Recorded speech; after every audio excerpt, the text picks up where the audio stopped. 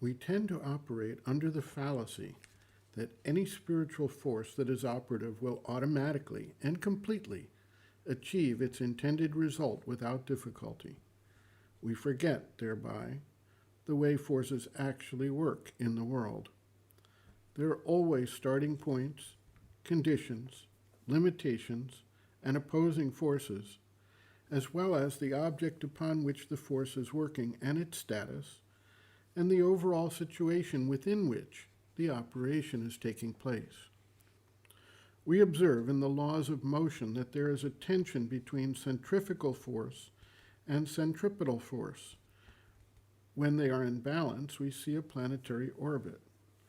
If one becomes predominant, either there is a collision or a complete pulling away that occurs. We see in the economic models of supply and demand that there are countervailing forces at work, some of which work to raise prices, some lower prices. We see in politics the offsetting forces of progressive and conservative, which, when equally balanced, can lead to a form of gridlock or paralysis in the political system. Within the body, when a disease organism is active, there is a counterbalancing force of action from the immune system to fight off the disease. If the disease proves stronger than the immune response, the patient may die or be severely injured. If the immune response is successful, the disease is overcome. During World War II, the Nazi ideology gained rapid strength and overcame much of Europe. Eventually, the countervailing forces got organized, focused, and overcame the Nazi domination. It is similar with the action of forces in each human individual's life. There is the force of desire and the action of discipline. There are forces of inertia and forces of action. The issue, however, is not simply related to counterbalanced forces at work. Every force has to contend with the conditions of the recipient of the force, the receptivity to accept and utilize the force, the preparation of the instruments that have to utilize the force, the situation in the environment that may favor or dispose against the success of the force at work. Spiritual aspirants everywhere have experienced the forces of desire, ambition, despair, temptation, laziness, etc., which act to interfere with the progress, distract, delay, or obstruct the forward movement. Over time, we can see a trend toward increasing progress, increasing action of consciousness, but this is, at the detailed level, not a straight line without setbacks, obstacles, perturbations, resistance. Rather, we find that forces that are supportive of the status quo may fight intensely to maintain that situation when they are confronted by forces of progress.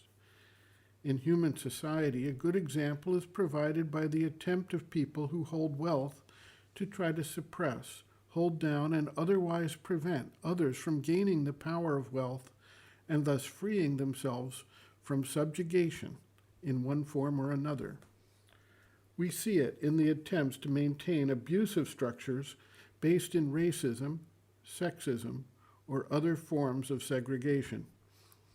There is a proverb that indicates that a cornered beast is more dangerous as it recognizes the threat to its base of power and existence. Spiritual forces generally work within the framework of nature and effect their changes through the long, slow, and arduous process of time. Rarely do they work to overturn the established patterns of nature entirely. Rather, they create opportunities for the existing powers in nature to embrace, accept, and respond to a new vision. There is, of course, at times a need for a strong purifying and cleansing force to work, but this generally comes when the ground is prepared and a wider segment of humanity is ready and able to accept the new direction that is shown. Revolutions that overthrow an existing order but which are not based in substantive changes in human nature, tend to reintroduce the very type of power structures that existed previously, with just a change of those specific individuals in power. The true change occurs when there is an actual progress prepared at the deeper levels so that humanity can move forward to a next stage and not fall back into old habits of action. There may be a major, tremendous, apparently revolutionary or miraculous leap forward, overturning existing patterns with the advent of an entirely new level of consciousness. Yet, even here, the basis of the earlier terms is kept very much in place and just upgraded, harmonized, and taught to accept the higher power and guidance, as we see with the expression of mental power and its action upon life and matter.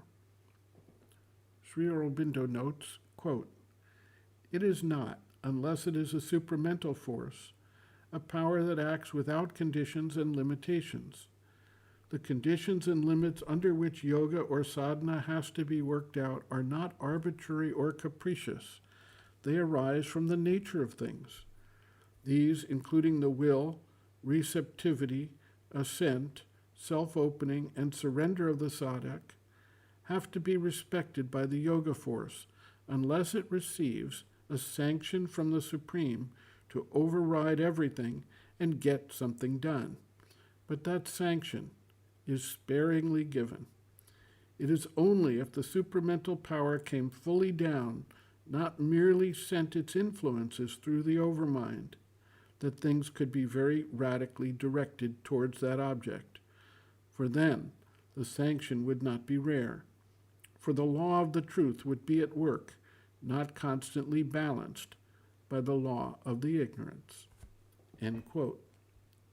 Reference, Sri Aurobindo and the Mother, The Hidden Forces of Life, Chapter 7, Spiritual Forces of Help and Succor, pages 163 to 164.